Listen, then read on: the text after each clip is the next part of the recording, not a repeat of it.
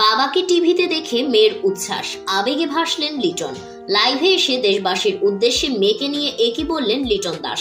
বিস্তারিত জানুন পুরো ভিডিওতে। বাবার কাছে নিজের সন্তানের চেয়ে আরাধ্য আর কিছু হতে পারে না।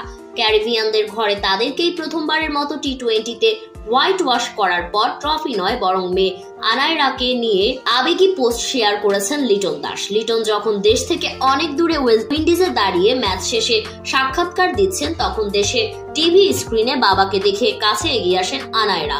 পাপা পাপা বলে ডেকেও উঠেন। ওই মুহূর্তের ছবি সামাজিক যোগাযোগ মাধ্যমে শেয়ার করে লিটন লিখেছেন, বাড়ি থেকে দূরে কিন্তু ঘুম থেকে আগে উঠে আনায়রা যখন ওর বাবাকে দেখছে, দল তখন সিরিজ জিতে নিয়েছে।